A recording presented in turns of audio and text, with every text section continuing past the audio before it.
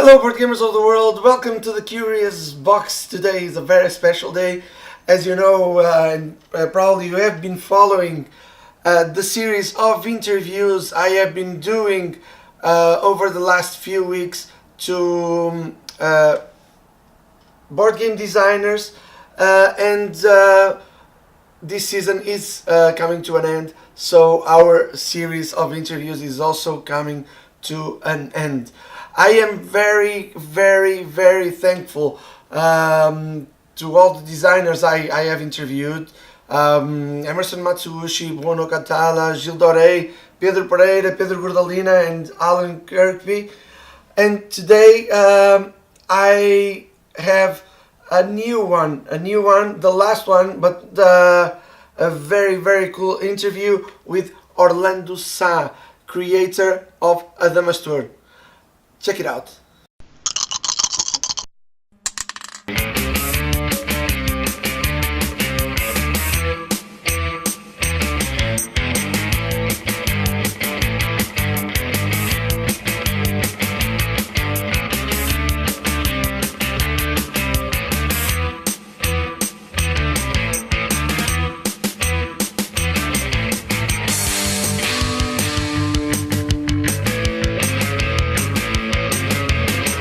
Hello, Orlando. Thanks so much for coming to the Curious Box. I know you are on your vacation and probably you have some trouble finding time for this interview. So thanks so much for being here. Yeah, each time I come to Portugal, I usually stay on my in-laws' house nearby Porto, and then I have to travel around to visit all the other families. So it's a busy season always. Are you bringing some work with you for your vacation? No, no, not at all. Every time I come to Portugal, um, I never bring work with me. I also never bring work at home. That's a rule of thumb that me and my wife we have. We don't discuss work, despite we work in the same place. We don't discuss any work at home. But if you call board game design work, yeah, a little bit. What are you working on right now? Yeah, just a couple of prototypes that I've been developing. Also, a chance to have a meeting with the publisher to show a game we were working. So this kind of stuff, but that's the good stuff. That's the nice stuff. Do you design many prototypes per year? I mean, how many have you created so far? I've taking in account that I've started that time kind of met modern board games into 2012. So let's say 6 years ago. Yeah, I think the ratio of prototypes per year is big. I don't know, I've maybe 20, 30 different prototypes in these 6 years. But I can tell you, most of them are really crap. So they are not, but they served as a learning process also. So Oh, of course. And how does your creative process works in general? um, well, usually when I have an idea, I start to run that idea on my head, and I start to think how things will flow. And Usually, what I do is normally I explain to my wife what's all about, so the game experience I want to create. And then when I think it's solid enough, I do a prototype and I test with her. And usually she's my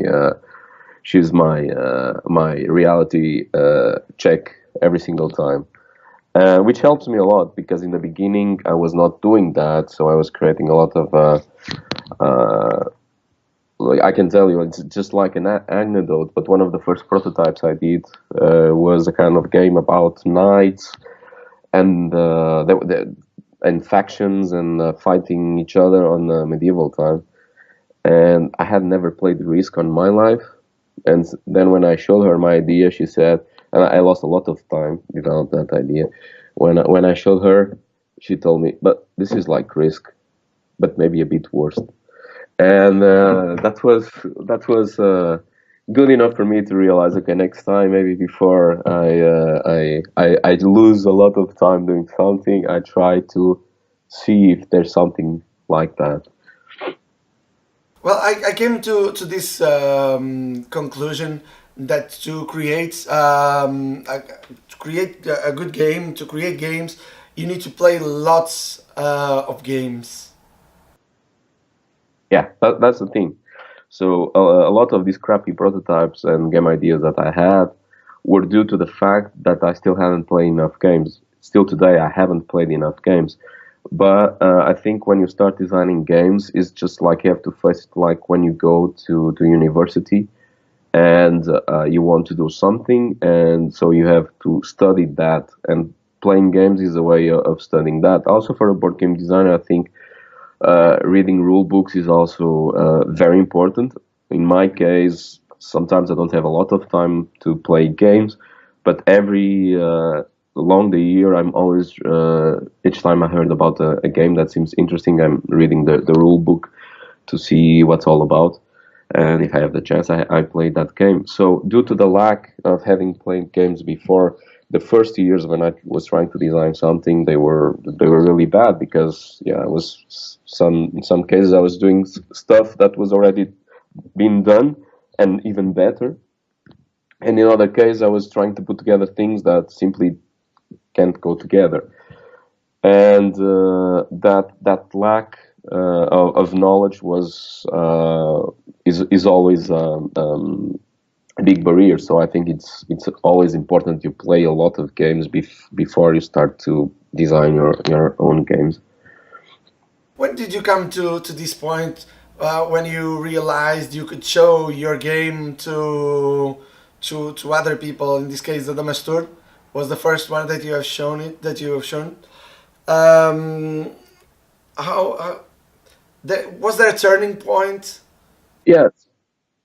So the story is funny because I was in this process of creating a lot of prototypes, a lot of game ideas, and I was always having the clash that they arrived to a point and I was not happy with them because at that time I already learned that when they would be good or not, or enough good, let's say. And but I felt that I needed to do something to publish something because I was going through the process of creating, but I was not going through the process of finalizing a game, publish the game even as a print and play. So, to not bother any publisher with crap of my own, I decided to participate on the competition. It was the 2016 solo board game competition. It's uh, it's created by Chris Hansen. It's an American user from BGG that every single year he creates this solo competition for solo games, let's say, print and play games. And what we do is that on the work in progress thread in Board Game Geek, you publish the game idea, then people test it, and the game develops, and then you have to, until a certain deadline, you have to submit the game. So I discovered the competition kind of 1 month, 2 months before the deadline. So and I was already had this idea of creating a game experience of that I felt it was lacking. That was a solo game that you could play in an airplane tray or in anything small. That would consist only of a deck of 54 cards that you could take everywhere. But those 54 cards would be enough to give you the feeling that you were going through this experience of survival and exploration. And then after I decided which kind of game experience I wanted, then started the development process. The theme came by about the Portuguese discoveries. That was the starting point, but the game afterwards developed more. It developed more to a custom-made map that you had to sail, so that the game would have more replayability every single time, despite still having the historical map of the trip of Vasco da Gama from Portugal to India. Yeah, so that's the story behind that. So then I submitted the game, and it was still not ready. I felt it was not ready enough, but I was happy that I was submitting something to the competition. But the people were enjoying playing it, but I still felt it was not cooked enough. So after, and the game still did quite okay. I think I end up in fourth place or something like that as a new board game designer. I don't know which the categories were. But it was quite okay for me. Still feeling that the game was still not at its what it could be. That there was lacking something, and I felt a bit rushed to finish the game to the deadline. And so I continued to develop for a couple of months more. And when I felt the game was okay, I've published it on BGG.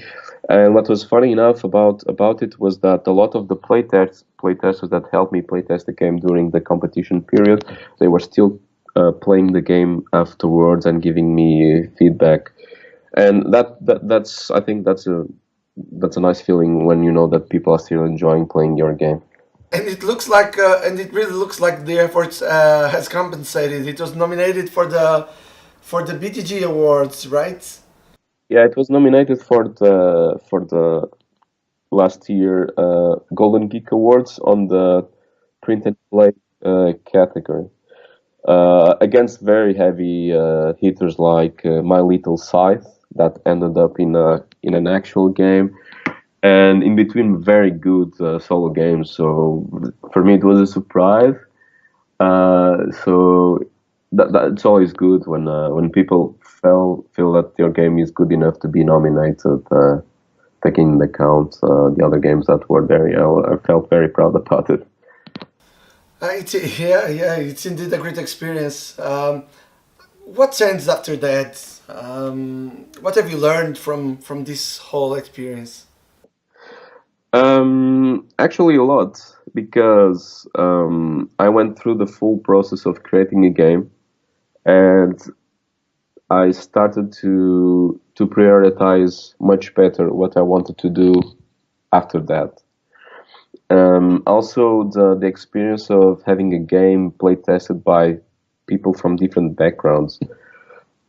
Uh, I learned a lot about that during that process, and I guess that helped me a lot on all the games that I started to develop from that point on. In terms of recognition, I think it's nothing, because well, it's always a niche, solo board gaming, um, especially print and play, because never arrives mainstream. But in terms of procedural knowledge, I gained a lot, so that was important, and I knew what I wanted to pursue from that point on, and that kind of helped me to sharpen my games and my prototypes, and when I would contact publishers, and that was the turning point, let's say. What happens now after Adamastor? So after Adamastor, in 2019, so next year, normally in Essen will be released Porto. That is a tiling game that will be published by Amiibo Games, Portuguese publisher. Um, and most certainly in the beginning of 2020, uh, uh, still doubting, saying that it's 100% sure, but it's almost 100% sure. I'll be publishing another game with Pythagoras, that is also a Portuguese publisher. And normally the timeline is March 2020. Porto is a tiling game where players uh, build together the riverfront of the city of Porto, and it's a game where I started to explore positive interaction between players. So it's a family game, is a game that has a very small rule set, but the idea was to create a lot of good decisions. Small rules, but good decisions. And the game has a lot of interaction between players because players are building houses, but the houses don't belong to anybody. So you can start building a house, somebody can finish the house, and so there's a lot of long time planning because you have a set of goals that you try to meet until the end of the game, as the board will develop. But at the same time, you have to always change your plans, and you have to to be tactical enough because the board is always changing. So if you shouldn't miss the opportunities that are open. I always say it's a game that where you close doors, but other doors open at the same time. So, but that's the thing I wanted to search in this game is a lot of interaction, but not the destructive interaction. So that But it is a competitive game, right? it's a competitive game. There's no cooperation. The only cooperation is that the houses are being built by all the players. Uh, so somebody maybe is building something that will help you afterwards. But it's highly competitive. But the interaction is very big between the players.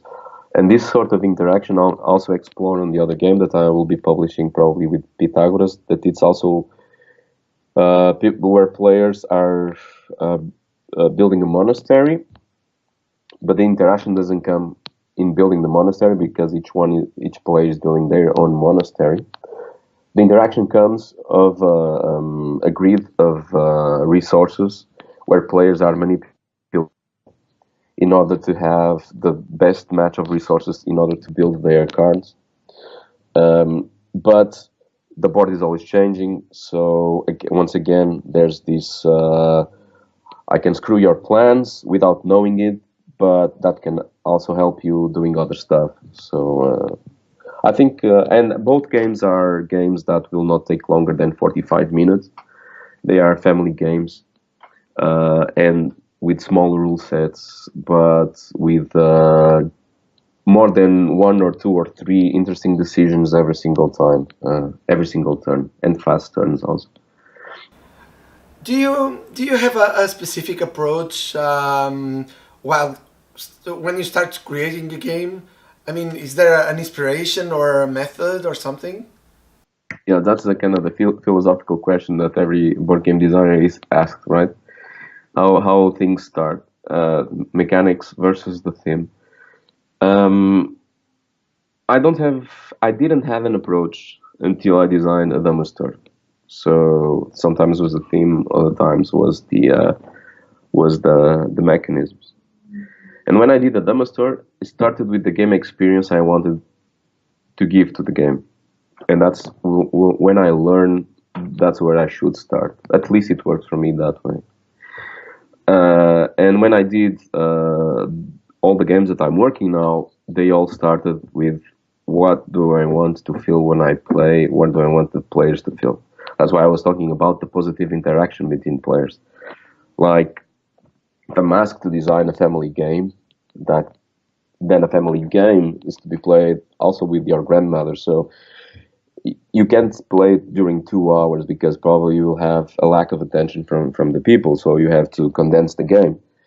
So I taking that in account, I started to see, okay, what can I provide? Which kind of interaction do I want? How should the turns should be, faster or longer? All these kind of questions, and then the theme comes in to fill the gaps. So if your game experience is just like you have a blank sheet and you start to punch it, then the theme comes in and starts to fill those holes, and then you will see that certain shapes don't fill certain holes, so you have to put them aside, and that can be the theme, that can be the mechanisms applied to that specific question, and that's the way how I have developed the latest games, and that's the way how they became much more fluid than anything that I was designing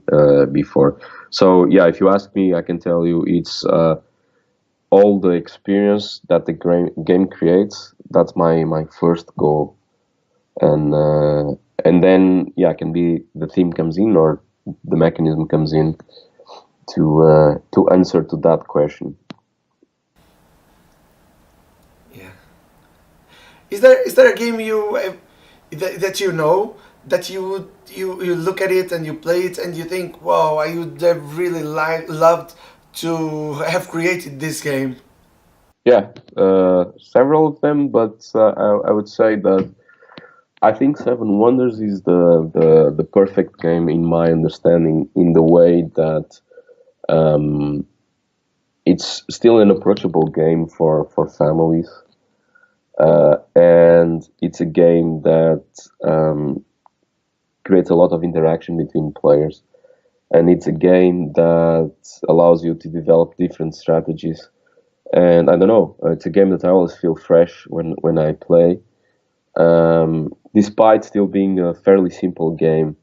Now, there's the question if it's a gateway game or not. I think still it is still a gateway game, even when non-experienced gamers play it.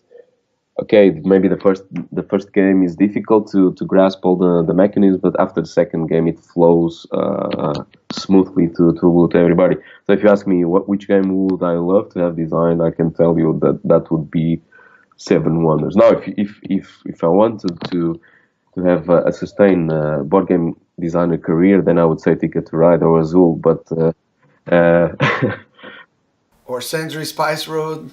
yeah, I guess so. Also, I guess so. It's a fairly famous game. What are your next goals? Would you consider, for example, would you consider creating a game with someone else? And if you could choose like a partner, who? So you're talking about game-wise. Game-wise, uh, I have well, I'm kind of working on it right now. One of my goals is to design a fairly medium-heavy Euro game, highly thematic. That's there's always that seems that fight between Euro versus theme, that the Euro games are not thematic enough, and so on and so on. And I'm one of my goals is to design, try to achieve. I mean, trying to design. I don't know if I would be able to do that. Is to design a fairly heavy Euro with simple rules, without not a lot of exceptions, and very thematic. That's one of the things that I'm always thinking about. How is it possible to design a heavy game without little rules and small exceptions and things that every time you have to play the game, you have to read the manual again. So a kind of experience that's filled with difficult decisions that would make the game heavy just because of the decisions and not because of the rules. So that's one of the things I want to design. But if you ask me what would be board gaming design goal of as a career, it would be to, in a couple of years ago, looking back and having designed several different types of games. My goal is to design party games, kids games, heavy games, roll and write games. I don't know, all kinds of possible different experiences in the creative process. That's the thing that drives me, is to. Funny enough, now I'm designing two tile laying games, but just my goal is really to experiment with different kind of stuff and not being stuck always in the same type of game. That's my goal. If you ask me if I would love to co-design a game with somebody, probably I would love to design a game together with Vlada Shvatil. I think it's the greatest genius working in the industry until this moment, for sure. Uh, that's the name that always pops in my In my mind, I don't know if Vlada Shivata would want to co-design a game. But it would be an amazing experience to see how his mind works because he has designed so many different types of games, and that's my goal also is to design all these different types of games. That I think working with such a genius mind would probably enlighten me a little bit to be able to do that. Right now we are facing this resurgence of board games, and as an observer, how do you feel the industry and the Portuguese industry in particular is dealing with it? Um, I have much more contact with the Portuguese board game industry than with the Belgian board game industry. In Belgium, it's we are surrounded by giants, big countries, and the Belgian publishers. They do quite well, despite being small. Also, the scale of the country. But if you ask me about the state of the industry, I think yeah, the industry is still growing 2 digits per year. I think, but sooner or later, I guess there will be a stagnation because I don't know if it will be possible to continue to sustain an industry that publishes around 2,000 games per year. Even for especially for the publishers, because I have the feeling that the publishers have to launch a lot of games per year because people are just focused in the new things, and so they don't have time to replay a game. So if publishers want to make business, they have to entice the gamers with new games all the time, which can create also. I think it creates also a problem that we have a lot of good games. Much nowadays we have much better games that we had 10 years ago. But at the same time, a lot of games are being rushed. Rule books are not properly written. We saw for the jury of the spill of last year, it talked a lot about how a lot of good games were dismissed because their rule books were badly written. And I guess that comes from this rush to publish and to present your fans and your buyers with something new to to make things run. And that can probably lead to a stagnation because that probably there will be a time that we'll have to hold our breath a little bit more and try to focus again. But I'm not also a kind of in Portugal we have that expression, the man of Restelo, right? That's the guy that is always looking at the sea, waiting the tsunami to come, just to realize that he lives all his life and the tsunami never comes. But because I look to nowadays and there's amazing games that are being published, but at the same time, because so many games are being published, a lot of good games are not getting enough attention from the board gamers. So yeah, it's difficult to deal with that. And about the Portuguese, I think the Portuguese industry is still growing. I think there's a lot of margin to of growth. I start to see board games being sold in supermarkets and things like that never before you had them there. I think that's positive. Um, that somebody maybe now next to Monopoly or Scrabble, he has a different board game, and maybe this time he can take one of that home, and that's positive. But still, we're always talking about a niche. We are still very few, and I think it's important to bring new people to the hobby. Yeah, but it's a growing niche, but it's bringing more and more people. I think so. I think so. I mean, I think of course that's changing, and board games are becoming much more mainstream. But when I talk about bringing people along, is that I also start to feel a little bit in between board gamers, a bit of snobism towards new gamers. And I think that's negative also because often I see people new on board game groups asking, "Hey guys, I only played Monopoly. What can I play next?" And I see a lot of people joking with these kind of people, and I always tell the story that I've entered on board games because one day I entered in a shop in Brussels, and I always hated board games on my childhood. I always hated Monopoly. Never cared about board games, but there was a board game shop that opened next to my house in Brussels, and I went there, and the guy was so nice, and he lost a lot of time with me. And I came up with a box of Seven Wonders on my hand, and that was the starting point for everything. But if the guy would be snob, if I would arrive and say, "Hey, look, I know nothing about board games," and he will just have a snobbish attitude, probably I would have left, and I would never cared again about board games. So you feel like the first impression can be like very important, like essential. Yeah, I completely agree with that. I think that if you see board games are a social experience, and if you have curiosity about it, and the person that is introducing you to board games kind of looks down on you or is a bit snob about it, then you probably feel, well, these guys are kind of a snob tribe, so I will try something different, and I will run from board games. So I think it's really important that we know that we also started by playing games like Scrabble and things like that, and then we evolved to other stuff. And being always open to teach games to people, and that's how you create public also.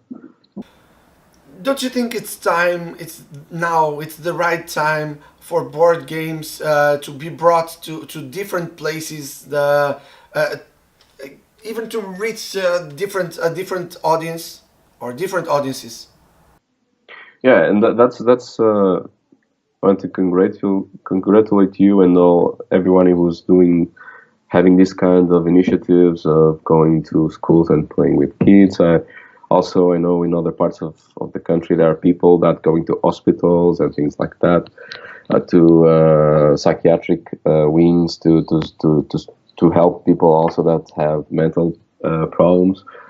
And because the game is all about human experience, it's about exchange between human. And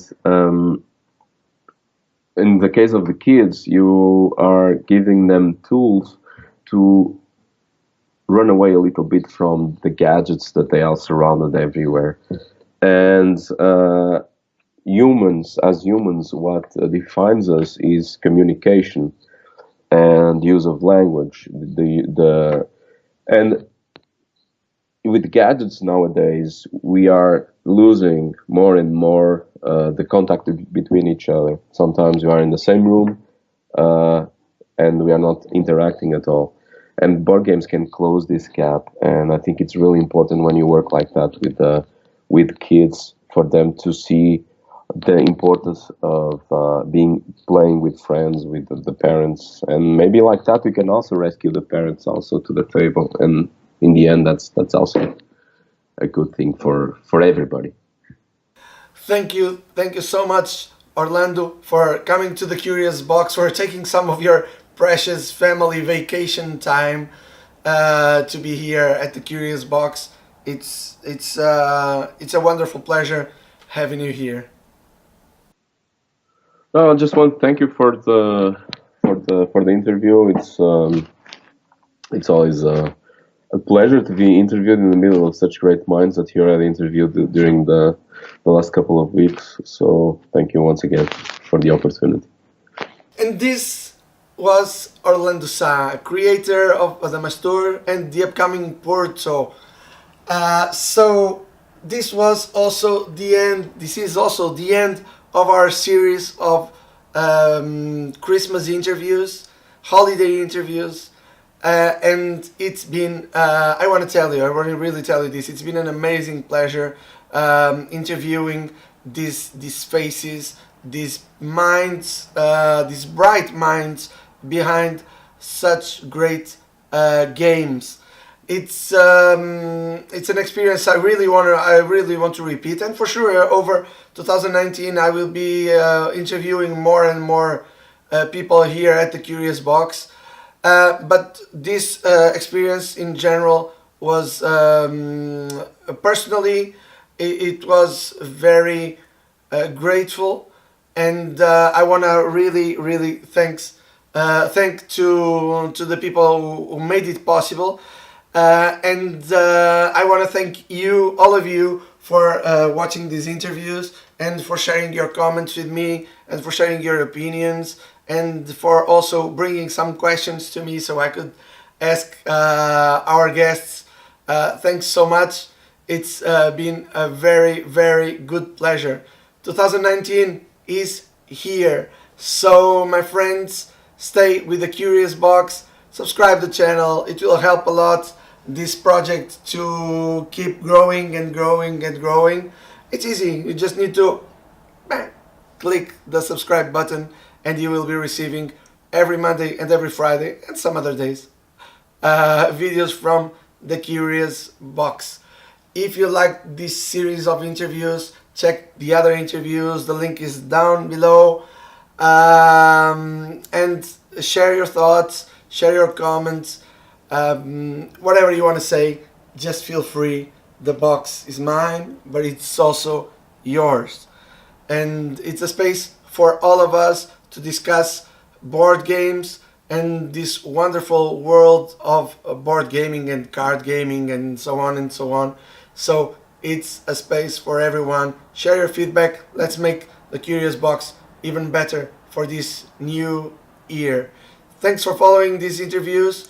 I'll be coming next Monday with a very, very cool video, especially if you are thinking of creating a new board game.